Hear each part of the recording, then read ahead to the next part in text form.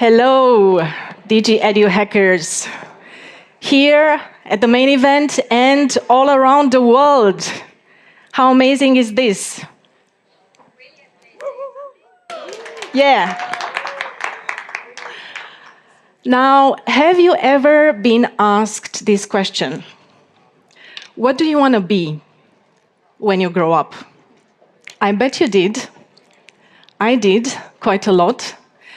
And my generation growing up aspired to become doctors or engineers or teachers because these were the professions we saw our parents were having. And we somehow imagined that this is going to be what we will be doing for the rest of our lives. Now, things have changed a little bit, haven't they? Our young people today are growing up in a world that is increasingly complex, and they will have to navigate uncertainty. We simply do not know what kind of jobs are there going to be here in 50 years. And you know what? It doesn't even matter. Why? Because what we need to do today in order to make sure that all our young people will thrive in the future is to ensure that we create learning experiences for 21st century learners. But what does it mean to be a 21st century learner? On one hand, of course, it still has to do with knowledge. This is something we have traditionally got when going to school. So we learn mathematics, we learn literature, interesting things. Today, we learn entrepreneurship. Maybe we learn computer science. And new topics will continue to emerge. But besides knowledge, there are a few other things that are critical so that we become 21st century learners. It has to do with what we call skills: creativity, critical thinking, communication. Unless we learn how to do things together, it's not going to work. Besides this, what we need is also character. We need to be curious. We need to be courageous. We need to have resilience because there are many, many big, hairy challenges that we need to solve out there. And these three important pillars, knowledge, skills, and character, should be surrounded by a meta level of the growth mindset, where we believe that we can learn whatever we want. We can become whatever we aspire to be. And all of this has to do with metacognition, having this possibility to be the observer, to know that we can learn how to learn. We need to question ourselves along the way.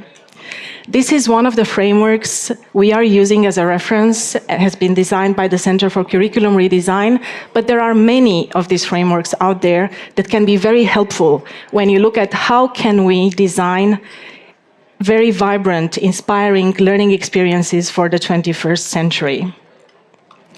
So how do we do this? It may seem not an easy task, but this is why we are here today, aren't we? So designing innovative learning spaces and pedagogies have to do on one hand with using this amazing technologies we are seeing right now today emerging. And then on the other hand, it has to do with using the incredible human potential. What we have seen around the world, and these are just some of the topics that have been published in a report by the Brookings Institution, have to do with, for example, gamification. Now, who said that learning should be painful? We believe that it can be an absolute joy. And as a matter of fact, I was just attending a meeting here at the university, and I've seen an incredible example. I've seen students and teachers here using a game to learn about intellectual property.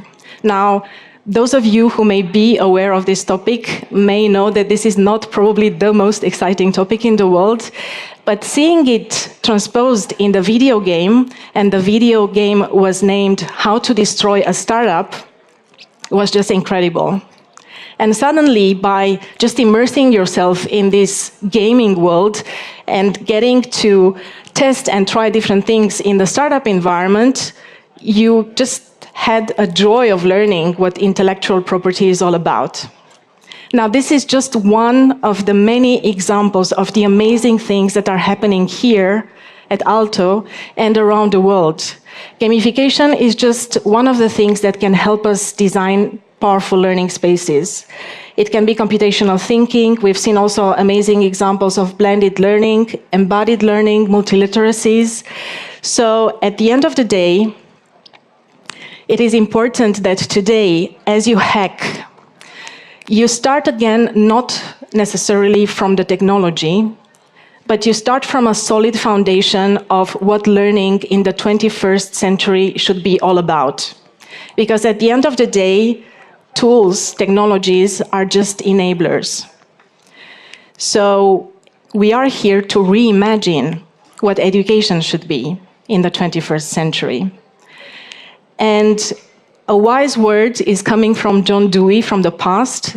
This is something he was saying back in 1915, and it's still valid today.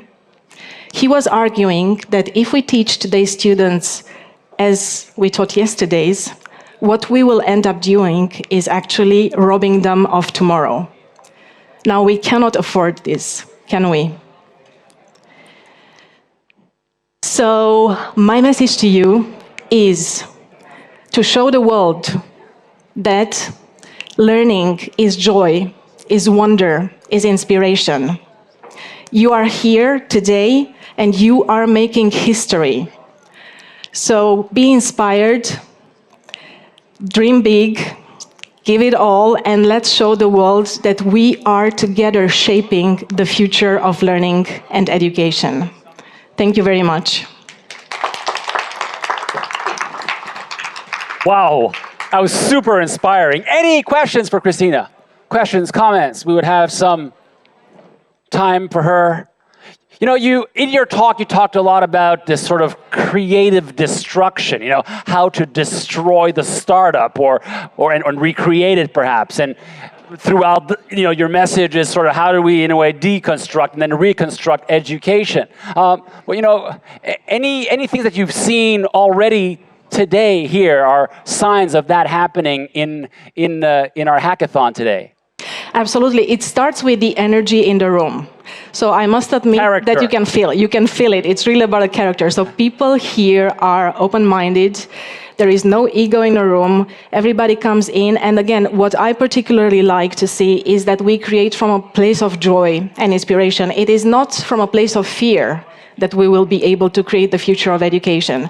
So it's about all these amazing people coming together, having the courage to challenge the status quo. And again, it is not about blaming or judging, because it is said that today's innovations, or let's put it that way, yesterday's innovations are today's challenges. And today's innovations will be, just by the nature of things, different.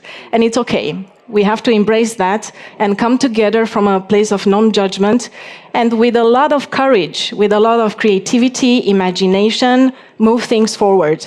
Because we do have a real global crisis when it comes to education, and we cannot afford to lose so much human potential in the next years. Thank you ever so much for the Thank you, and have a great hack, everybody. Thank you very much, Thank Christina. you. Thank you. Big hand. Lovely.